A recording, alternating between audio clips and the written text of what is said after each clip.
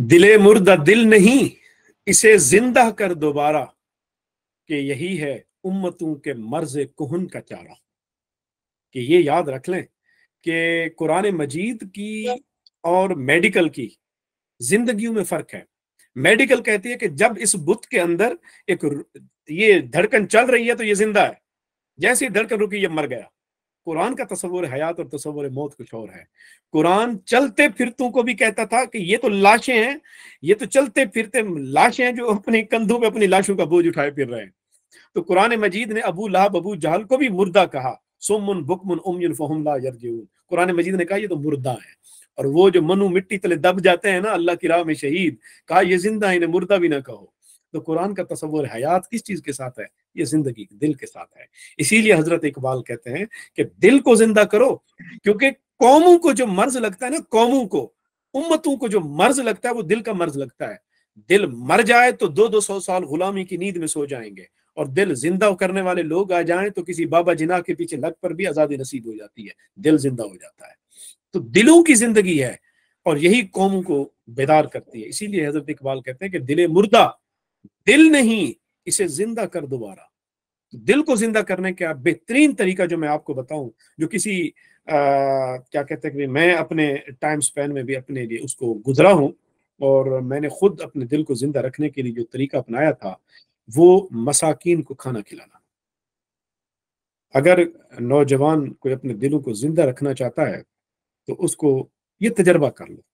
आप मुआशरे में जाएं, वो जो गरीब मिस्कीन खड़ा हो रेडी पे, कभी बुजुर्ग कोई खड़ा होता है, कोई केले बेच रहा है, कोई सेब बेच रहा है, उसको जाकर अपने साथ बिठाएं, कभी होटल में खाना खिलाएं, और फिर अपने अंदर ये ख्याल पैदा करें कि मेरे रब ने मुझे रिज्क दिया, उस रिज्क में से मैंने अगर अल्लाह के किसी बंदे को खिला दिया तो इसमें मेरी कौन सी बड़ाई हो गई। उस वक्त अपने दिल के अंदर इत्मीनान को महसूस कीजिएगा, तो शायद वो इत्मीनान आंखों के रास्ते बह भी पड़े, और जब वो आंखों के रास्ते बह पड़ेगा ना तो वो आपके दिल को एक पंप मार जाएगा। वो जो कहते हैं ना, आप बंदे मुर्दा बंदा पड़ा हो ना तो हार्ट अटैक होता है ना, प्रेशर डालते हैं आप, तो ये बिल्कुल मिस्कीन को खाना खिलाना जो है ना, ये इसीलिए कुरान मजीद ने मसाकीन और गुरबा को खाना खिलाने की तरफ तरगीब दी है। ये आपको दिल को जिंदा रखती है, आपका आपके रब के साथ ताल्लुक जोड़ती है।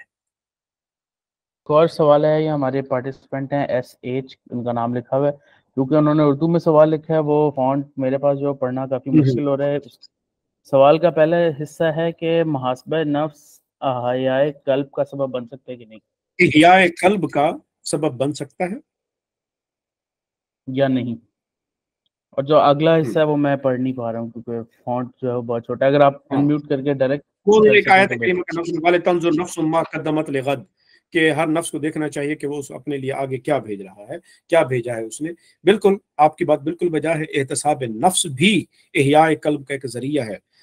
हजरत उमर फारूक रज़ियल्लाहु तआला अन्हु अपने काफिले के साथ जा रहे थे, आप उस वक्त खलीफा थे, तो आपने अपने काफिले से कहा कि तुम रुको और मैं जरा अभी हो के आया। वीराने से गुजर रहे थे, एक टीले के पास से आप गुजर रहे थे, टीले के पास जाकर छुप गए। बड़ी देर तक वापस ना आए तो एक खादिम ने कहा कि मैं देखूं तो सही कि अमीरुल मोमिनीन कहाँ गए हैं।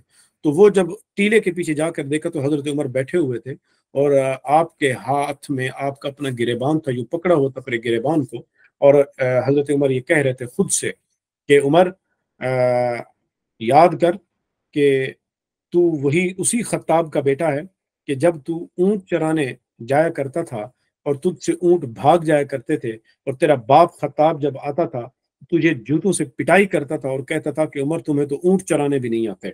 तो उमर, आज वही उमर हो जो इतनी लाख मुरब्बा मील सल्तनत के ऊपर तुम खलीफा बन के बैठे हो, तो कभी ये ना समझना कि ये तुम्हारी अपनी वजह से तुम आज इस काबिल हुए हो कि तुम इतनी बड़ी सल्तनत संभाल रहे हो, ये अल्लाह और उसके रसूल का तुम पर करम है।